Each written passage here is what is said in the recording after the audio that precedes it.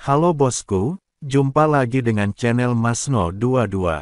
Sebelum lanjut ceritanya jangan lupa subscribe, like, satu lagi jangan di-skip nontonnya ya.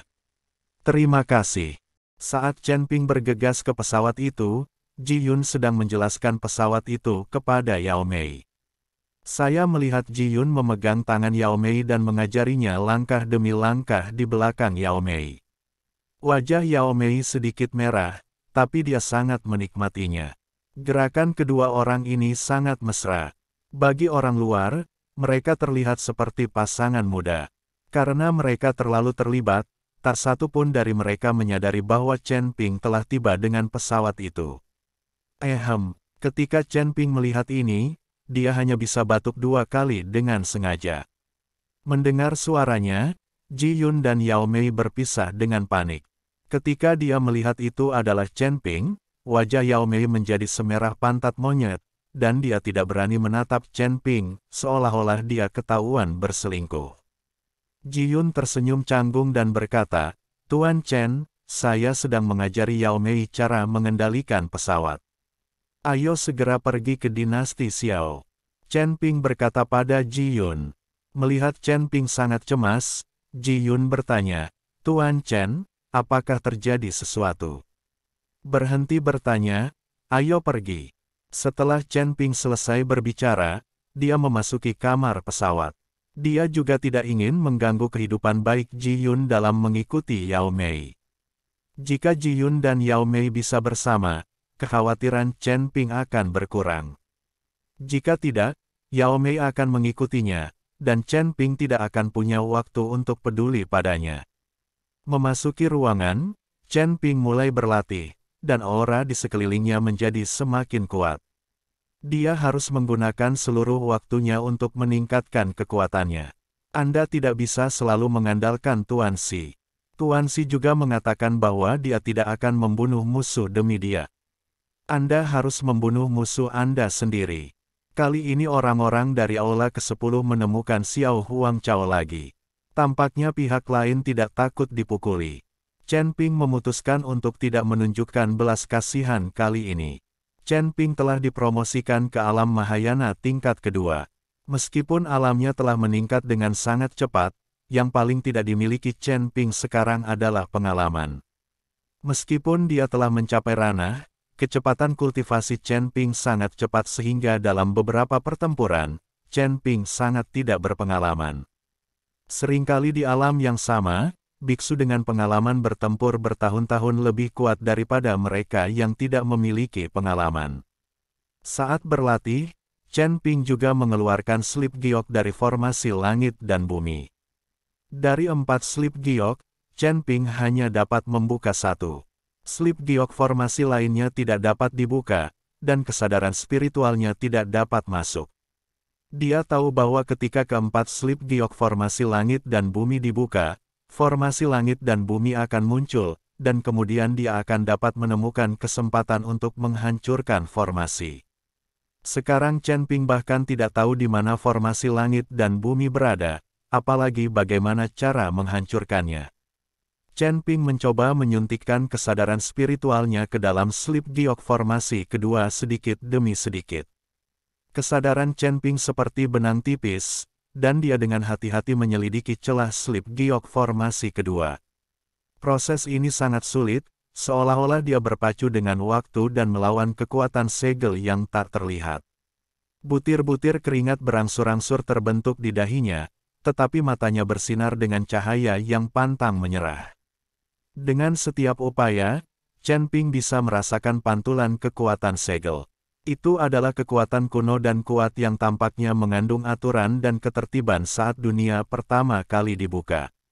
Namun, Chen Ping tidak mundur, dia mengerahkan seluruh kekuatan spiritualnya, memusatkan pikirannya secara ekstrim, dan memukul segel yang tampaknya tidak bisa dihancurkan itu berulang kali. Tepat ketika Chen Ping hampir kelelahan, dia tiba-tiba menangkap peluang halus. Kesempatan itu bagaikan bintang paling terang di langit malam, membimbingnya menemukan kelemahan segel tersebut. Chen Ping merasa senang dan segera memusatkan seluruh kekuatannya untuk melancarkan dampak terakhir menuju titik itu. Ledakan. Suara lembut bergema di lautan kesadaran Chen Ping, seolah segel itu akhirnya tidak dapat menahan tekanan dan runtuh. Segera setelah itu, aliran besar informasi mengalir ke lautan kesadaran Chen Ping, yang merupakan rahasia tentang slip giok kedua dari formasi langit dan bumi. Saat kesadaran spiritual Chen Ping perlahan menembus ke dalam slip giok kedua dari formasi besar langit dan bumi, nafas kuno dan perubahan-perubahan menghantam wajahnya, seolah-olah berjalan melalui ruang dan waktu, membawanya ke dalam situasi misterius dan tak terduga. Di dalam slip giok, aliran cahaya dan rune saling terkait, membentuk formasi yang kompleks dan megah. Formasi ini berputar perlahan, melepaskan fluktuasi energi yang membuat jantung berdebar-debar. Chen Ping tenggelam dalam dunia yang dibangun oleh formasi. Pikirannya bergerak dengan cahaya dan bayangan yang mengalir, mencoba menangkap setiap perubahan halus dan memahami makna di balik setiap rune. Waktu sepertinya telah kehilangan maknanya di sini. Chen Ping merasa seolah-olah dia beresonansi dengan dunia, dan setiap napas yang dia hirup secara halus terhubung dengan formasi di sekitarnya. Lambat laun, ia mulai memahami esensi formasi besar langit dan bumi, bukan hanya formasi yang digunakan untuk pengurungan, tetapi juga pemahaman mendalam dan penerapan hukum alam langit dan bumi. Setiap rune adalah simulasi akurat dari aturan langit dan bumi, dan seluruh formasi adalah kumpulan simulasi ini, yang mampu memobilisasi kekuatan langit dan bumi untuk mencapai efek yang hampir ajaib. Dalam kesadaran ini, Chen Ping menemukan bahwa untuk benar-benar menguasai dan memecahkan formasi besar langit dan bumi, kekuatan atau keterampilan saja tidaklah cukup. Kuncinya terletak pada persepsi dan kepatuhan terhadap kekuatan tak kasat mata antara langit dan bumi. Yang perlu dia lakukan bukan hanya belajar bagaimana mengatur atau mengaktifkan formasi tersebut, namun yang lebih penting, belajar bagaimana hidup berdampingan secara harmonis dengan alam dan memanfaatkan kekuatan untuk melawan entitas yang melanggar hukum alam. Saat Chen Ping tenggelam dalam pemahaman mendalam ini, waktu di dunia luar berlalu dengan tenang. Tiba-tiba, getaran yang kuat mengganggu kontemplasinya.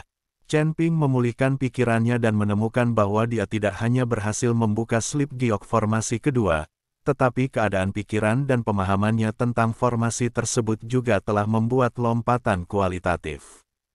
Chen Ping tidak tahu bahwa ketika dia memecahkan slip giok formasi kedua, sebuah fenomena aneh turun dari langit di atas surga dan dunia manusia, dan sinar cahaya berwarna-warni muncul, seolah-olah itu adalah dunia lain. Namun, penglihatan ini menghilang hanya dalam beberapa saat, dan tidak banyak orang yang melihatnya. Tapi ini cukup mengejutkan banyak biksu di alam surgawi dan manusia, seolah-olah sebuah batu besar telah dilemparkan ke danau yang tenang. Banyak kekuatan tersembunyi di surga dan dunia manusia juga telah menampakkan diri mereka saat ini. Tapi Chen Ping tidak mengetahui hal ini. Setelah meregangkan ototnya, dia keluar ruangan. Setelah keluar ruangan, Chen Ping melihat Ji Yun dan Yao Mei berdiri di dek pesawat, memandangi cakrawala di kejauhan. Ji Yun sepertinya sedang memberitahu Yao Mei sesuatu. Chen Ping hanya tersenyum dan tidak mengganggu mereka berdua. Ji Yun mengikutinya sepanjang waktu. Sekarang Yao Mei bersamanya, mungkin dia tidak akan terlalu kesepian. Apalagi Yao Mei tidak lagi kesepian, dan akhirnya dia punya tujuan. Pesawat itu datang dari langit di atas Xiao Huangchao dan perlahan mendarat menuju kota kekaisaran. Xiao Yuanshan, Xiao Feng, dan pejabat dinasti Xiao semuanya berbaris untuk menyambutnya. Bagi dinasti Xiao, Chen Ping adalah seorang bangsawan. Tanpa Chen Ping, bagaimana dinasti Xiao bisa mendapatkan keberuntungan ribuan tahun Tuan Xi? Pada saat ini, Yun Li, yang berada di luar kota kekaisaran, perlahan membuka matanya, tersenyum sedikit dan berkata, "Ini dia." "Bagaimana kamu tahu?" Silan bertanya dengan bingung. "Rasakan." Yun Li perlahan berdiri dari batu, dan tubuhnya langsung menghilang. Silan juga memimpin orang-orang untuk mengikutinya dan memasuki kota kekaisaran. Saat Chen Ping membawa Ji Yun dan Yao Mei turun dari pesawat, Xiao Yuanshan dan semua orang langsung menyambutnya. Pertarungan itu menekan Yao Mei. Dia tidak menyangka Chen Ping begitu dihormati di dunia surga dan bumi ini. Tuan Chen, 10 istana itu. Xiao Yuanshan bergegas dan hendak memberitahu Chen Ping tentang orang-orang yang datang dari Aula ke-10. Tapi Chen Ping melambaikan tangannya, lalu berbalik untuk melihat ke dalam kehampaan, dan berkata dengan ringan, tidak perlu bicara lagi, mereka ada di sini. Aku melihat getaran di kehampaan, lalu sosok Yun Li perlahan muncul. Di sebelah Yun Li ada Silan. Di belakang mereka ada 12 biksu berpakaian hitam yang berada di atas alam Mahayana tingkat kelima. Masing-masing dari mereka memegang pedang dan penuh niat membunuh. Zuo Tianzeng mengikuti para biksu berpakaian hitam ini. Meskipun dia tidak bisa pergi, dia bersembunyi jauh. Chen Ping dan Yun Li saling memandang, dan keduanya sedikit mengernyit pada saat bersamaan. Alam Mahayana tingkat kedua, Yun Li mengerutkan kening dan berkata, karena dia mendapat kabar bahwa Chen Ping hanyalah biksu tingkat 9 di alam kesengsaraan. Bagaimana dia bisa menjadi biksu tingkat 2 di alam Mahayana? Dia pikir dia mengenali orang yang salah. Lagi pula, Yun Li belum pernah bertemu Chen Ping.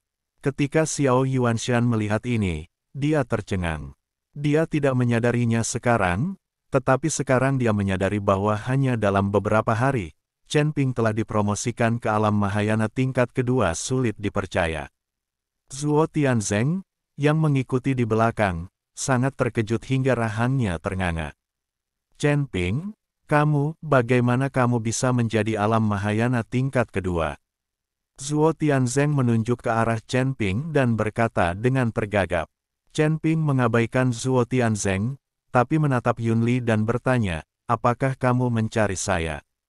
Saat ini, Zuo Tianzeng tidak tahan lagi dengan tatapan Chen Ping. Yun Li mengangguk, aula ke-10, Yun Li. Yun Li membungkukkan tangannya ke arah Chen Ping dengan sangat sopan. Setiap orang yang melihat adegan ini sedikit terkejut. Bukankah Yun Li benar-benar membalas dendam terhadap Chen Ping? Dia tampak sopan dan sama sekali tidak suka membunuh. Chen Ping membalas hormatnya dan berkata, Chen Ping, Saudara Chen, bisakah kita bicara sendiri? Kata Yun Li, Saudara Chen, ngobrol sendirian, apa yang sedang terjadi? Xiao Yuanshan dan yang lainnya sedikit bingung. Bahkan, Chen Ping sendiri pun sedikit bingung.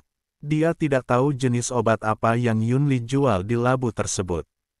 Mungkinkah orang-orang dari aula ke-10 ini tidak mencari masalah untukku? Mungkinkah orang-orang dari aula ke-10 ini tidak mencari masalah untukku? Oke, Chen Ping mengangguk. Tuan Chen, Xiao Yuanshan buru-buru ingin menghentikannya. Bagaimanapun, pihak lain juga berada di puncak alam Mahayana tingkat 9, bahkan jika Chen Ping sekarang telah dipromosikan ke alam Mahayana tingkat kedua. Tetapi berurusan dengan biksu di alam Mahayana tingkat 9 mungkin tidak sesederhana itu. Dan saya tidak tahu jenis obat apa yang dijual pihak lain di labu tersebut. Jika ada penipuan, bukankah Chen Ping akan berada dalam bahaya? Chen Ping melambaikan tangannya, menyuruh Xiao Yuanshan untuk tidak khawatir, lalu memberi isyarat mengundang ke arah Yun Li. Sosok kedua orang itu dengan cepat menghilang. Pada saat ini, orang-orang yang tersisa di dinasti Xiao dan orang-orang di aula ke-10 saling memandang dengan kaget. Dengan hilangnya dua protagonis, mereka hanya bisa menunggu, tidak ada yang berani mengambil tindakan. Saat ini, Chen Ping sedang berjalan berdampingan dengan Yun Li. Tidak ada tanda-tanda permusuhan di antara mereka berdua, sebaliknya, mereka tampak seperti teman lama selama bertahun-tahun. Kamu tidak akan membunuhku. Chen Ping berbicara lebih dulu. Kenapa aku harus membunuhmu? Yun Li tersenyum tipis dan berkata, aku membunuh Lota. Chen Ping tidak menyembunyikan apapun, dia tahu bahwa Luota berasal dari aula ke-10, dan dia sangat penting. Jadi apa? Yun Li masih tersenyum. Aku membunuh orang-orang dari istanamu yang ke-10. Jika kamu tidak datang kepadaku untuk membalas dendam, lalu mengapa kamu datang kepadaku? Chen Ping tidak tahan lagi. Apa yang akan dilakukan orang ini? Katakan saja langsung, kamu hanya mengeluh. Aku hanya mencarimu karena aku penasaran denganmu. Yunli menatap lurus ke arah Chen Ping, kamu memiliki aura 3 suku di dalam dirimu. Apakah kamu juga memiliki api pamungkas dari suku iblis? Maksudmu ini? Chen Ping merentangkan telapak tangannya, dan api iblis mulai menyala di telapak tangannya. Setelah melihat iblis ini, ekspresi tenang Yunli akhirnya menunjukkan sedikit keterkejutan. Di saat yang sama, pisau di tangannya sepertinya merasakan energi iblis dan mulai bergetar.